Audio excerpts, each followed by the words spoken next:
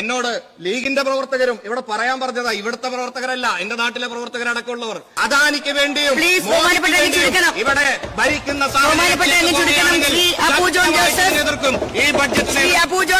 PM Shri അറബിക്കടലിൽ ഇടുമെന്ന് പറഞ്ഞിട്ടാണ് ഇവിടുത്തെ ഒരു മന്ത്രി അന്ന് തെരഞ്ഞെടുപ്പിനെ നേരിട്ട് നിങ്ങൾ എനിക്ക് വോട്ട് ചെയ്താൽ PM ശ്രീ അറബിക്കടലിൽ ഇടുമെന്ന് പറഞ്ഞിട്ട് അവൻ അറബിക്കടലിൽ ആ വോട്ടർമാർ കാത്തിരിക്കുന്നില്ല. കാരണം ആളുകൾക്ക് അറിയാം ഈ വാക്കിന്റെ വില എത്രയായിരിക്കുമെന്ന്.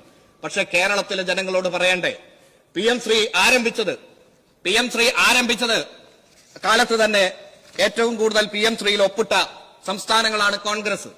നമുക്കറിയാം ഹിമാചൽ പ്രദേശില്, ഛത്തീസ്ഗഡില് 2023 ഒപ്പിട്ടു, അന്ന് കോൺഗ്രസ് ആണ് ഭരിക്കുന്നത്. ഹിമാചൽ പ്രദേശില്, കർണാടകയില്, തെലങ്കാനയില് ഇവിടെയൊന്നും കോൺഗ്രസ് അതിന് എതിർപ്പ് പറഞ്ഞിട്ടില്ല.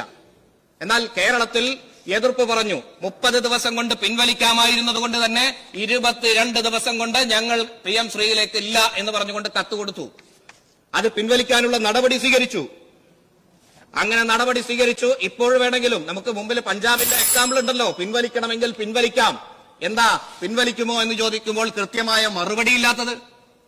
ഇത് പൂർണ്ണമായി നട്ടല് സംഘപരിവാര രാഷ്ട്രീയത്തിന് വേണ്ടി വളഞ്ഞ് വളഞ്ഞ് പൊട്ടിപ്പോവും.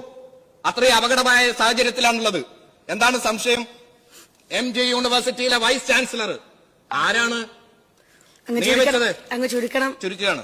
MG യൂണിവേഴ്സിറ്റിയിലെ വൈസ് ചാൻസലർ ആയിട്ടുള്ളത് സംഘപരിവാര സംഘടനയുടെ, അധ്യാപക സംഘടനയുടെ നേതാവിനെ VC ആയിട്ട് നിയമിച്ചത് ഇന്ത്യൻ നാഷണൽ കോൺഗ്രസ് ഭരിക്കുന്ന കേരളത്തിലാണ്. അഭിപ്രായമില്ലേ?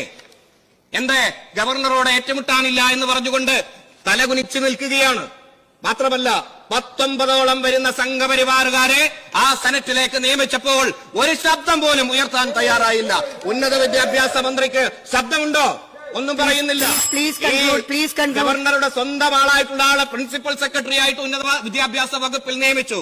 നേരത്തെ പറഞ്ഞല്ലോ, ഈ സംഘപരിവാര രാഷ്ട്രീയം വിദ്യാഭ്യാസത്തിൽ മസ്തിഷ്കത്തിലേക്ക് കയറാൻ, തലമുറയെ മാറ്റാൻ വേണ്ടിയാണ് ഇടപെടുന്നത് എന്ന് പറയുമ്പോൾ അതിന് പച്ചപ്പരവതാനി വിരിച്ചു കൊടുക്കുകയാണ്.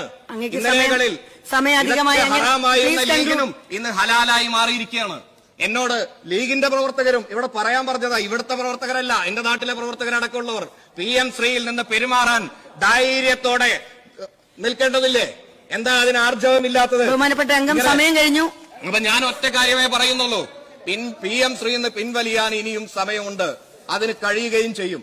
പക്ഷേ നട്ടല് നിവർത്തിക്കൊണ്ട് അഭിപ്രായം പറയണം. ഈ പറഞ്ഞ വീര്യം കുറഞ്ഞ മദ്യത്തിന്റെ കാര്യത്തില് ഹലാലായി പോയോ? സമയം കഴിഞ്ഞു. അദാനിക്ക് വേണ്ടിയും ഇവിടെ ഭരിക്കുന്ന എതിർക്കും ഈ ബഡ്ജറ്റ്.